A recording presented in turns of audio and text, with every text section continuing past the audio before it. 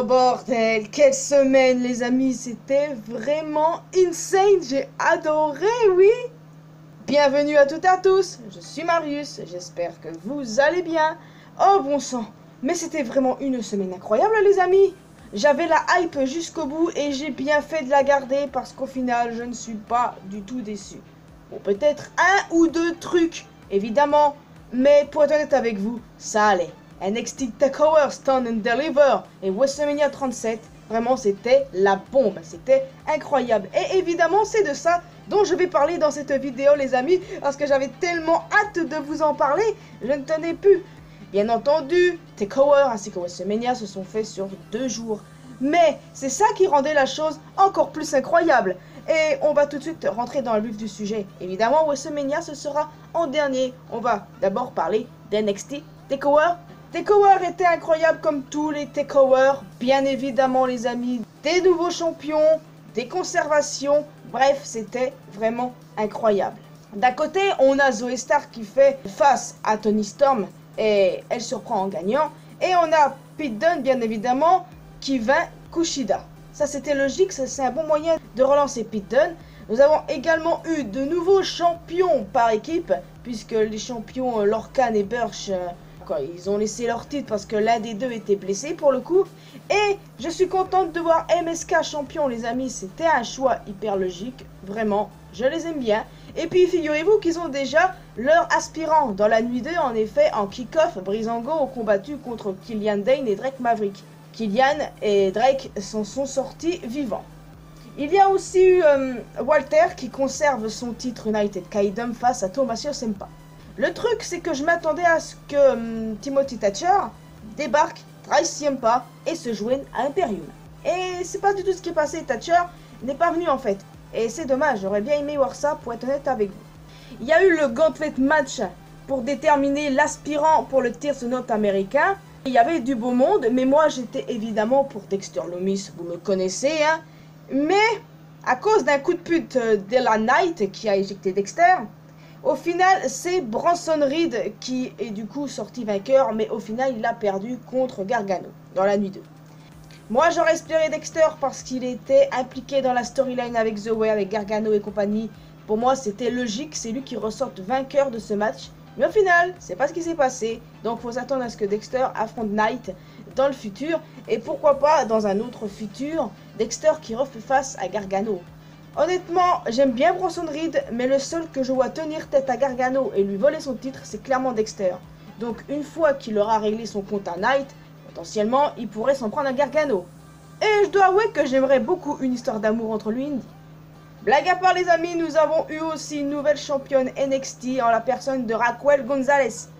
Agréable surprise, parce que honnêtement, je l'aime bien, mais j'étais loin d'imaginer qu'elle puisse gagner.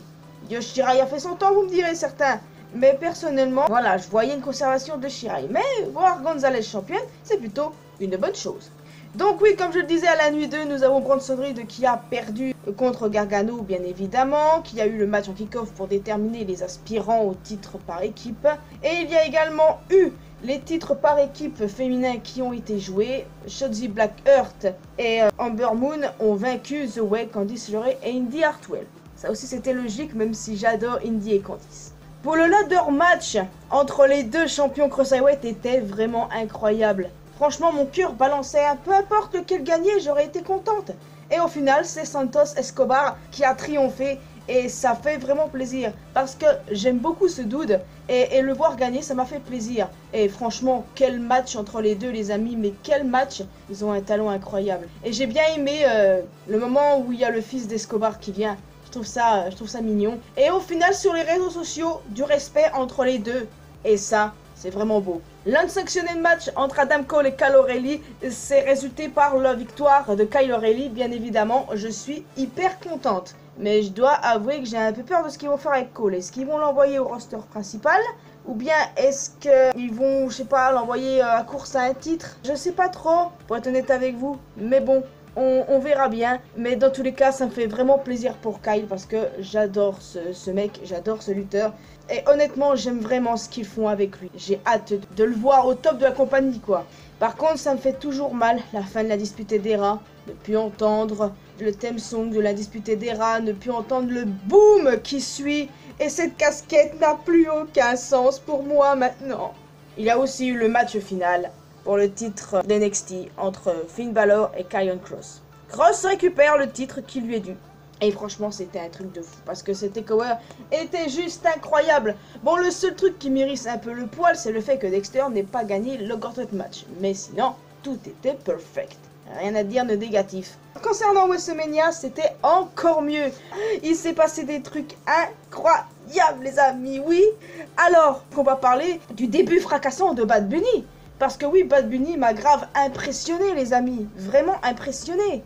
Et pour toutes les grandes gueules qui étaient là en mode ouais, je suis un chanteur, il va rien nous produire de bon, mais il a été vachement impressionnant, quoi. Et oui, et c'était génial. Miz et Morrison, eh ben ils ont pleuré à la fin, ça c'est moi qui vous le dis. Parce que Priest et Bad Bunny ont triomphé. Celles qui se sont qualifiées pour les titres par équipe féminin, c'était Natalya et Tamina. Et c'était assez logique, mais j'étais un petit peu déçu que Naomi et Lana soient les premières à être éliminées. Et la team Carmella et Billie Kay qui est sortie de nulle part, ça m'a bien fait marrer pour le coup. Malgré tout, Natalya et Tamina, à la nuit 2, n'ont pas parvenu à détrôner les championnes. Nia et Shayna sont restées championnes, bien évidemment. Dans le Steel Cage match, Braun a réussi à vaincre Shane McMahon. Et c'était assez logique. En tout cas, ça fait vraiment plaisir. Et ce qui fait plaisir aussi, c'est la victoire de Cesaro face à Seth Rollins. Ce match était perfect. Et honnêtement, je sais pas, j'étais pour Cesaro du début à la fin, of course, mais je m'attendais pas à ce qu'il gagne. Et franchement, ça fait plaisir. Première fois qu'il gagne un WrestleMania tout seul. Et ce qui m'a aussi assez impressionné, c'est les titres par équipe de Raw qui se sont retrouvés entre les mains d'AJ Styles et Omos. Avec Omos, fallait se douter que le New Day n'allait pas tenir longtemps. C'est une bonne surprise, j'ai envie de dire. C'est Omos qui a fait le taf, mais on va voir ce qui va se passer par la suite, les amis. Et Bobby Lashley qui a conservé, j'aurais peut-être dû commencer par ça, mais c'est pas grave de toute manière. C'était logique qu'il conserve. Sacha contre Bianca. Bianca qui devient championne. Les amis, je sais pas vous, mais moi j'étais tellement heureuse. J'étais tellement heureuse là, vous pouvez pas imaginer à quel point. J'étais 100% pour elle, les gars. Résultat perfect. Rien à dire. C'était génial. Ce qui était encore plus génial, c'est la nuit 2, où il y a eu vraiment beaucoup de changements de titres. Déjà, nous avons eu Apollo Crews qui devient le nouveau champion intercontinental. Il a été aidé par Dabba-Kato. Dabba-Kato qui est aussi nigérien, il me semble. Mais c'est assez intéressant parce que Dabba-Kato était un peu mis en retrait. La dernière fois qu'on l'avait vu, je ne sais plus c'était où, mais on sait qu'il a débuté à Raw Underground. Moi, je me rappelle de ça. Kevin Owens qui triomphe face à Sami Zayn. Logan Paul du coup qui a passé un sale quart d'heure avec Owens à la fin du match. Après, ça aussi c'était marrant. Et ouais, comme je le disais, Nia et Shayna ont conservé. Ce qui m'a assez étonné, c'est la défaite du Fiend face à Randy. Alexa a coûté la victoire au Fiend. C'est quoi cette affaire-là? Surtout que le Fiend n'est plus du tout cramé là. Qu'est-ce qui se passe? C'est le seul point négatif qu'il y a à WrestleMania. Pour moi, c'est le seul point négatif, la défaite du Fiend. What the fuck? Pourquoi est-ce qu'il a perdu? Je dois vous avouer que je n'ai pas du tout compris pourquoi est-ce qu'il avait perdu. Randy, du coup, maintenant, il en a fini avec lui. Est-ce que le Fiend va punir Alexa pour ça? Je n'en sais rien. Mais dans tous les cas, les amis, j'ai hyper hâte de voir la suite.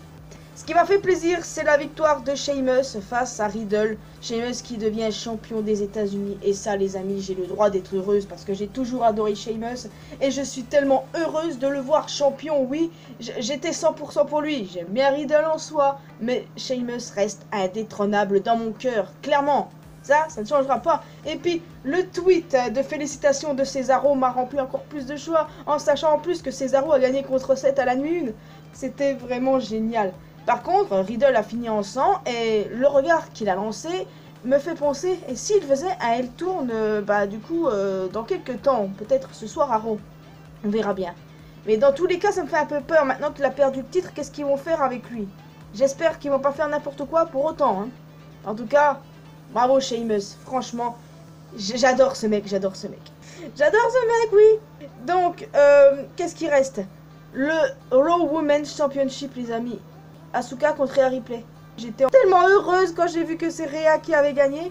En fait, j'étais dans une logique débile à un moment. Ok, Bianca a vaincu Sacha, alors ça veut dire que Rhea n'arrivera pas à battre Asuka. Jusqu'à ce que j'ai une élimination. Ouais, bah ça veut rien dire, Marius. On peut avoir une belle surprise. Et on l'a eu, la surprise. On l'a eu. Quand ça s'est passé, j'étais en mode...